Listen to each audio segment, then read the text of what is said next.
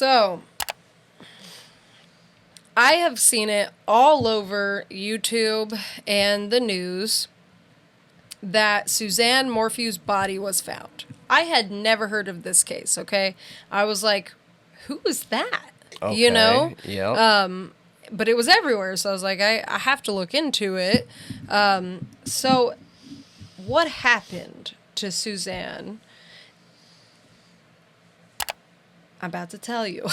Yeah. What happened? So, I'm on the edge of my seat. Salina, Colorado, Mother's Day, 2020. Susanne was at home, and she was texting her lover, her side piece, her boy toy, okay? Mm-hmm.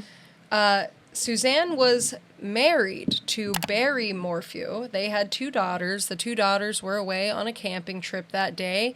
And the night before, she had had a nice dinner with Barry. And apparently they made love, according to him. Mm-hmm. And then went to bed. And then that morning, he got up early and went away, about 3 hours away, to a job site. He owned his own business. And so she was at home alone on Mother's Day. And she was texting her lover. The last picture she sent was a bikini picture to him. Mm-hmm. And then she went, maybe not, for a bike ride. Okay. Well, throughout the day, like, Barry sent her a text message saying Happy Mother's Day. She didn't answer. Her daughters were trying to get a hold of her because it was Mother's Day and they were on a camping trip. She didn't answer. Her daughters started getting concerned. Like, where is Mom? Why is she not answering? It's Mother's Day. We keep trying to get a hold of her. She won't answer. Mm-hmm. So they contact their father. Barry's 3 hours out of town and he's at a hotel at the time. And he calls the neighbors and he's like, Hey, we can't get a hold of Susanne. Can you go over to the house and check to see if she's there? Her car is there. No sign of her anywhere. So Barry tells the neighbors to call the police. Okay. Well, the police end up finding at the bottom of a ravine nearby her bike, just like thrown or crashed down a ravine. Okay. No sign of her anywhere. But when they check her car, her hydration pack, her sunglasses, her credit cards, various personal items, it's all there. So they're like, I guess why? You wouldn't take on a bike ride. But... Well, she was new to mountain biking, but was taking it seriously. So they thought, it was normal for her to take her hydration pack. Oh, yeah. And the sunglasses. Water bladder. Yep. So, they thought, that's odd, and about a mile away, her helmet looked like it had just been thrown off on the side of the road from a car. Okay, that's strange. Very, very But strange. it was where... It was close enough to a road that if a car was driving by, they could just chuck it out. Got it. Wow. Yep. Okay. Really strange. So they find this spy pin, okay, in the home when they're conducting a search. And this whole time, Barry is, like, seemingly cooperating, almost over-cooperating. Like, I believe how many, interviews he did was, like, over 100 during this time of investigation. Jeez. Really weird, yeah. He felt like, though, that he would talk to anybody and everybody. He even offered a $100,000 reward and then doubled it to $200,000 reward and did commercials. I mean, that doesn't make someone guilty. No, you're right. You're right. No, I don't think that points towards guilt at all. Yeah. I don't. Not personally. So, anyway, her sister said that a few days before she went missing that Barry was being emotionally abusive and even physically abusive at times, and that she was angry at what she's allowed to happen in their marriage. Okay. She sent angry texts to her friends, like, clearly they were having troubles. Sure. She was a teacher before becoming like a stay-at-home mom. So that's what she did. She stayed at home while he owned his, I believe it was a landscaping business. Sorry if I'm wrong about that. I'm pretty sure it is. But regardless, he's a business owner. He's and a business owner. Providing, you know, for... Yeah, okay. Right. And he had other people working for him and stuff like that, clearly. So, the sister also described Barry as dominant, like very dominating, and he would overpower and intimidate people to get what he wanted out of people. And that Susanne was very, like, you know, just... submissive and a sweet soul, basically, is what she said. She was just really passive and gentle. Anyway, so at this point, obviously they're looking for her everywhere. This YouTuber goes out and talks to Barry. His name is Tyson Draper. And secretly records Barry while he's talking. And Barry says that a cop saw a mountain lion. This is very early on. A cop saw a mountain lion in that area pass by the car. And so he thought it was possible that she got attacked by a mountain lion. And yeah, it's at this point, like, that just, I don't know. It just makes no sense. But... like, the police ruled that out completely. Dude, they're like, there's no blood. That's a total stretch. Yeah. Well, there's no blood. There's that no immediately makes struggle. me feel shady. And so they start looking into Barry, okay? So they ask him, you know, what, like, they notice that there's strange phone activity, okay? They get his phone activity, and they're like, why around, it was 2-something in the afternoon after he had gotten home, why were you, like, why was your phone pinging all around the outside of the house? And he's like, well, I was outside shooting chipmunks, because they're a nuisance at my house. And they're like, shooting chipmunks? How are chipmunks a nuisance? That's my question. What do they even do that's a nuisance? I've never seen chipmunks do anything that's, like, messes anything up at a home. Yeah, that's strange. Really strange. Now, Barry is a hunter. Like, he's definitely a hunter, from what I heard about him. But they started thinking, was he chasing her? Because where the bike was found down that ravine was super close to the house. Like, very, very close to the house. So they're thinking, so did he chase her? Something happened. You know, he throws the bike down there. Maybe she never even went on a bike ride. His and then phone he must be connected to the Wi-Fi at the house, and they could tell it literally exactly where he was. Probably. Yeah. And then he leaves and, like, throws her helmet. You know what I mean? Yep. So they find this spy pin in the home, okay? This spy pin actually was Suzanne's, and she put it in his car to find out if he was cheating on her. But what the police ended up finding is that nothing on Barry cheating, but that she was. And it took them 6 months to figure out that she was cheating. That's how well she hid this. And you remember all the complaining to the sister and the friend? Yeah. She not once told anybody that she was cheating on him. Never. And there's big debate over whether Barry knew or didn't know. Yeah. I actually don't think he knew. Maybe until that day, maybe. Maybe. But I don't think he knew. If he knew, it had to have been like that day or the day before that he found out. Had to have been. There's no other way. Yeah. So anyway, it says that day when Barry was on his way back home, so like he gets the call, okay? Like, you know, we can't get a hold of her, and he's like, call 911. He's at the hotel. Supposedly he made arrangements with the other 2 workers that were supposed to be coming to do the job with him. He lets one take over his hotel room, which is a man, and then the girl, he got her own hotel room. The guy comes into the hotel room, and he's like, it smells like bleach. So bad. So bad.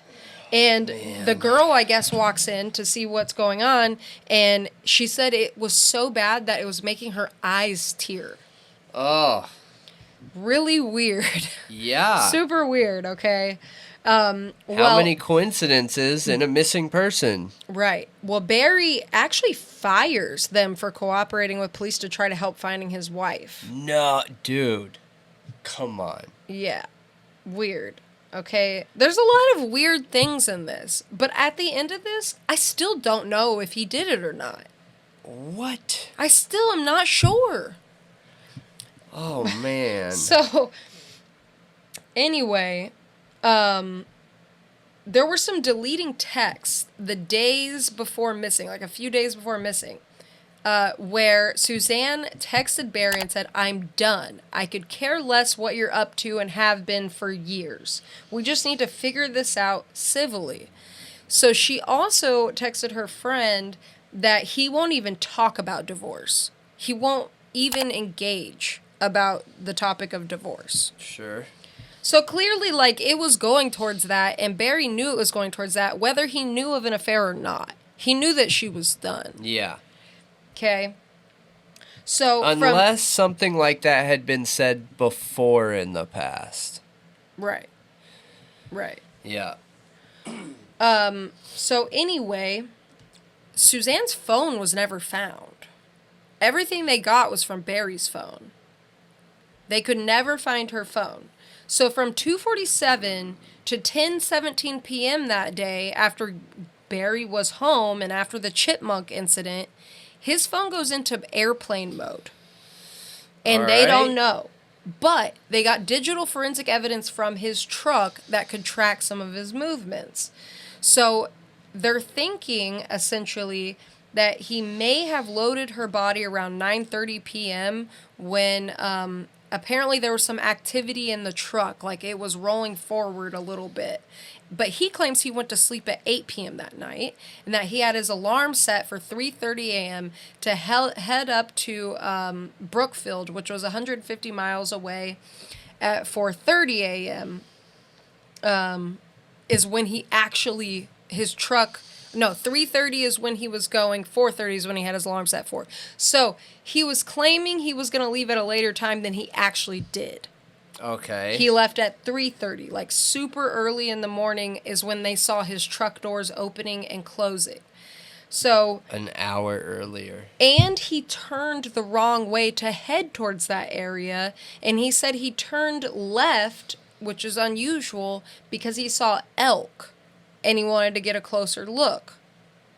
So he drives up there to Brookfield, and he starts stopping at trash cans, okay? He stops at a bus stop trash can. He stops at, it's in Broomfield, I'm sorry. I don't know why. I think it autocorrected to Brookfield. It's Broomfield. Okay. And this is all in Colorado. So he stops at a bus stop, trash can, throws something in it. Hotel, that's when he goes to the hotel, throws something in there in the dumpster. McDonald's trash can, throws something there. Men's Warehouse trash can, throws something in the dumpster there. Then the hotel again, and they even have surveillance footage of it. And cell phone data and truck data. So they know for like a fact he was running all over Broomfield that day and throwing stuff in trash cans and dumpsters. Oh, everything you're saying that's coming out of your mouth sounds so sketchy. Everything. How does it not seem like him? Are you guys with me? I know. So, Barry claimed, he's in, I think it's landscaping, but if it's construction or something, it's similar. You're going to have waste, right? Yeah. So he claims he was being cheap and didn't want to pay to take it to a landfill, and that he just went around town throwing it in various dumpsters. And they're like, but why would you go to various dumpsters? Why wouldn't you just throw it all in one dumpster then?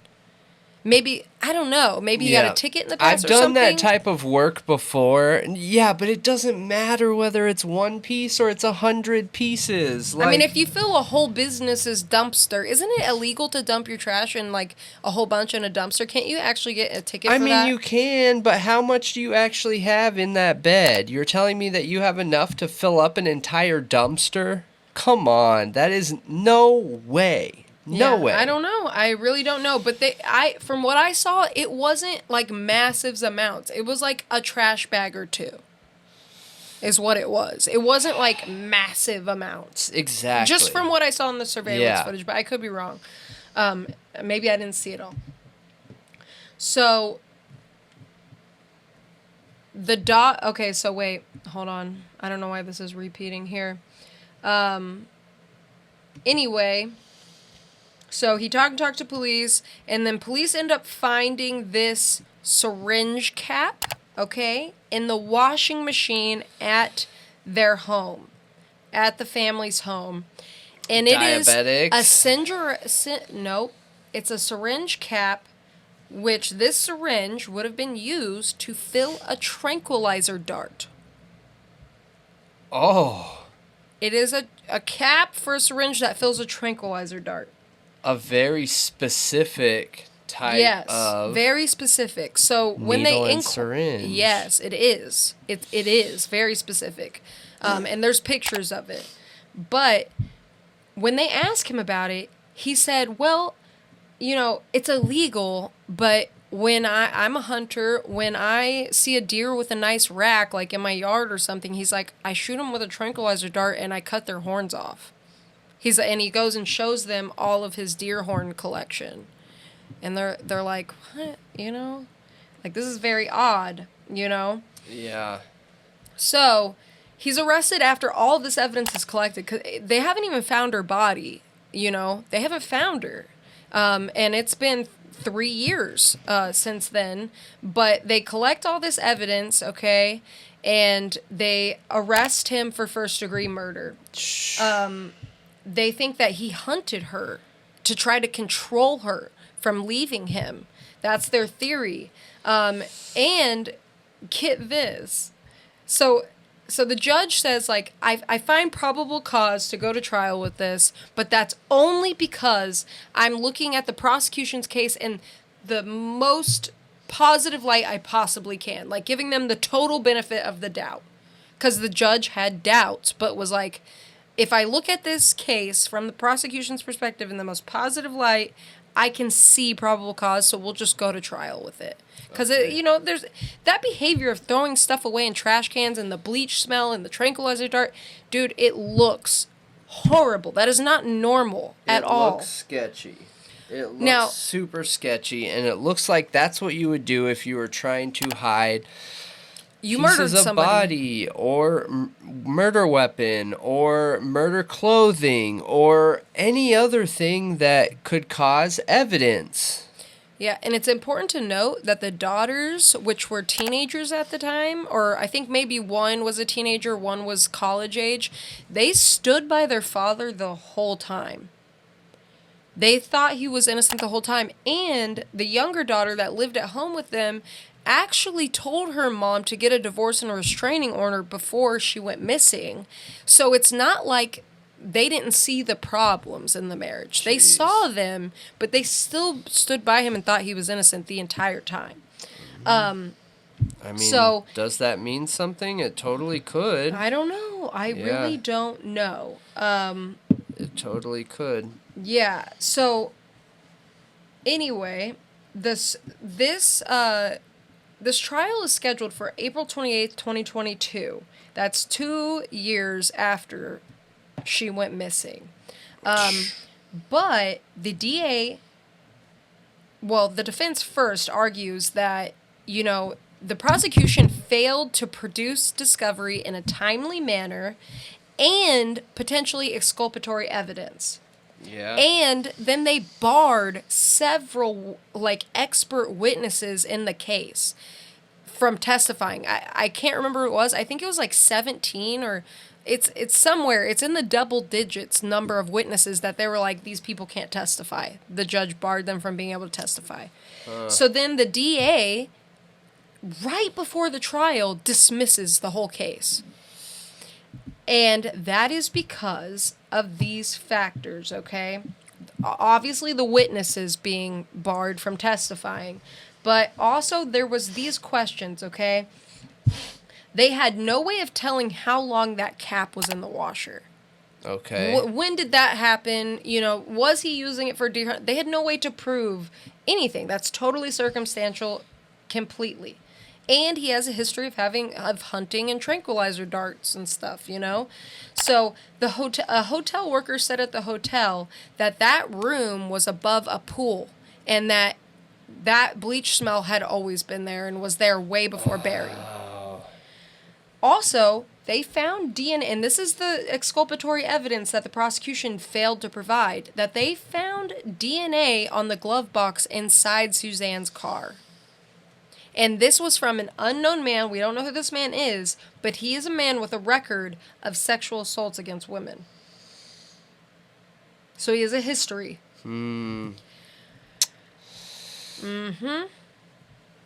Exactly. So that could bring questions to this situation. What is the general consensus? Do people mostly believe he did it, or mostly believe he's innocent? So let's go to present day. Okay, it's been a year since that happened. When they dismissed the charges, the DA said they felt like they were close to finding Susanne's body. But they needed to wait for things to thaw out so that then they could go look. They thought she was in, like, you know, some area of, like, the forest, mountains, something like that, near the home, like pretty close by to the home.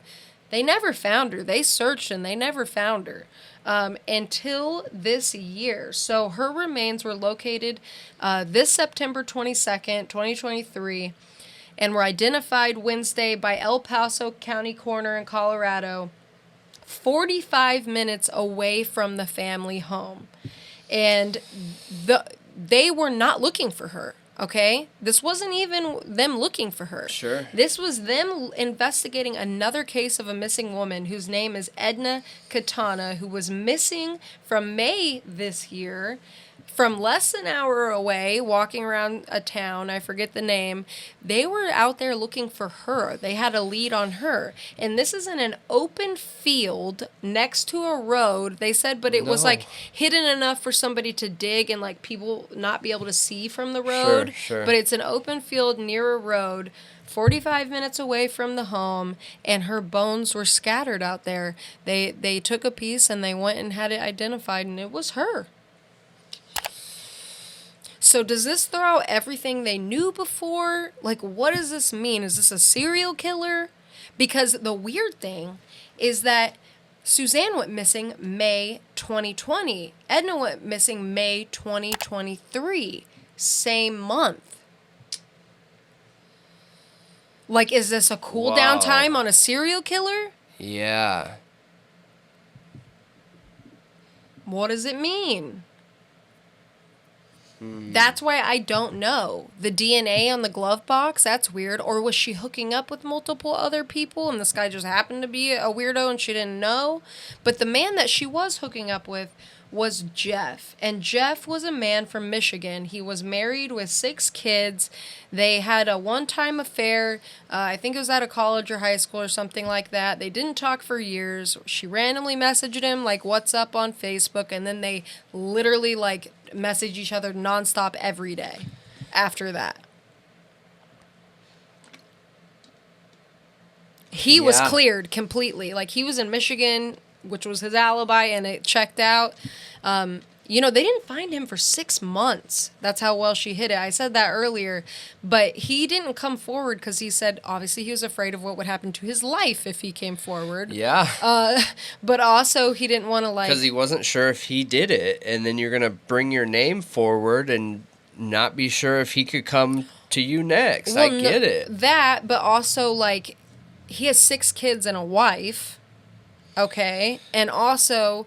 he could be considered a suspect. Yeah. Like, he didn't know, are they considering me? Like, you know, it's scary. Yeah. You know, that would be a really scary situation to be in. But he had nothing to do with it. He doesn't think that Barry knew about the affair. He doesn't think so.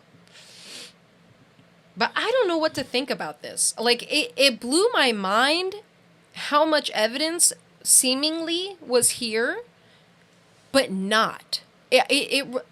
In that respect, it reminds me of the Kohberger case.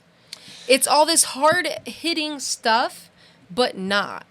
Yeah, like, you just mean that it could be explained away pretty easily once you look at other possibilities of this evidence being created. Because Like, none of it's concrete. the bleach sounds super shady, and that's something that people know, most people know, to use to clean up a crime scene. But yes, some pools are over-treated with chemicals and can give that smell. So, like... And if they bleach their towels, that's like, reasonable doubt. I mean, I feel if they clean with bleach, like, there could be multiple factors. Yeah, you know what I mean? But causing the burning eyes, that makes me feel like chlorine. Yeah, no, I agree with you. Because otherwise, the bleach, like, you got to have it in your face You're right. for it to burn your eyes. It would have to be wet. Yeah. It would have to be wet. It couldn't be like I just cleaned with bleach. Like, that would be so much. Like, you would have to see evidence of it somewhere. Yeah. So, the only other option is she was gone before he got there, maybe. That's just the only thing. Yeah. I mean, that's what it sounds like. Yeah.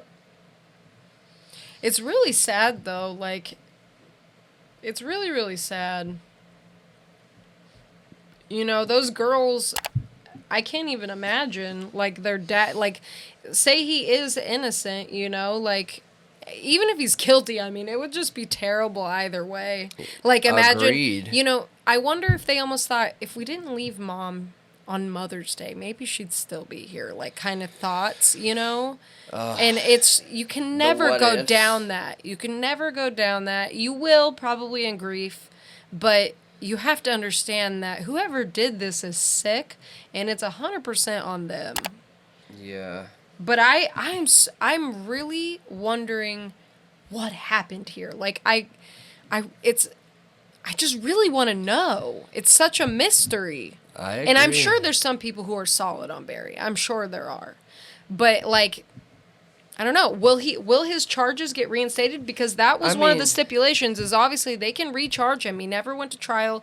It wouldn't be double jeopardy. He could be recharged again with new evidence. Let's look at the evidence here. So if we take a step back and just look at the evidence, you have the cell phone that's acting funny. That could mean something. That could mean nothing. Yeah. He could literally be an outside person, and based off everything I've seen, he's always burnt and like red, as he looks like he's always outside. Yeah. He could literally be outside, walking around, doing stuff, being an outside person, and that's what would have caused that. Then the bleach that we talked about, it makes sense to me that it could be a pool. Now, do I need to know more details and know, like, could we walk in there today and it's going to do the same thing? And that I think that's a big component and factor in that. What was the other evidence? So the tranquilizer dart, the tranquilizer, syringe cap. yeah. If as long as he can prove that he has more of those, then that's not great evidence. Yeah. It went through the wash. He proved that he could use them at times. So, is that really the only evidence? And an unknown man who has a record of assaulting women on her glove box. His DNA is in the car. Yeah. That's a big deal. That is a big deal. That's probably the biggest piece of evidence. And they excluded it. The prosecution excluded it from the discovery. Why? Does it say because it's such a low percentage? That reminds me of the Kohberger case. Because the defense said they failed to produce the discovery in a timely manner. They kept withholding. And giving it to them too slowly. And then they didn't include the exculpatory evidence, which would have been the DNA from another person. It's that when I heard that said, I was like, whoa, that sounds like Kohberger case. Yeah, I mean, I think there's a lot of cases out there like that. That yes, we do see a situation a little bit like that with Kohberger going on, but I know that there's a lot of other cases out there too. You know, one of the things that I'm going to be talking about tonight is DNA specifically in relation to a couple things, but it's not as uncommon as you would think. Yeah. Interesting. Yep. But I want to know what you guys think about this case. Do you think that Barry did it? Do you think it's this unknown man? I don't know. I really don't know. Or do you think it's a panther? That's just so dumb. I think he's still hanging on to that to this day. And I'm pretty sure he's filing a lawsuit.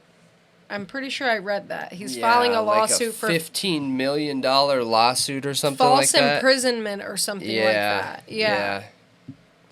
Which, that's wild. I mean, look, could this have been a situation where, let's pretend he is guilty and prosecutors investigators had a feeling that he was guilty, so they worked the case backwards instead of letting the evidence lead them, and now this is the turnout. But let's pretend he's not guilty and they believed he was the guy, so they ignored evidence that could have pointed to somebody else that didn't point to him.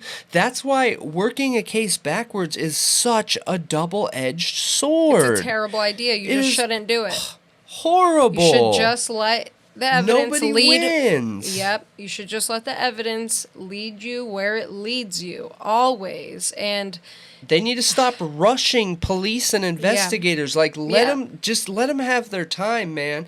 If it takes 1 month, if it takes 3 months, let them have the time to do it, in my opinion. Right. Yeah. As long as they're getting the right guy, they're doing the proper investigative work that they need to do. And it may take time. Like, there should be no rush. Like, they're already going to be rushing themselves. Yeah. You know what I mean? Like, I adding agree. on, like, why is this person not caught yet? You guys aren't doing your job. Well, they probably are doing their job overtime. Yeah.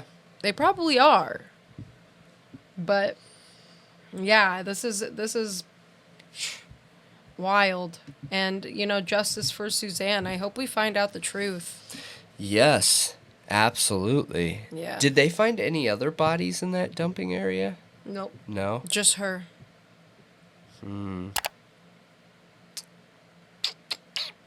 Weird. Yep, it's just a field. Well, yeah, let us know what you guys think. Yes.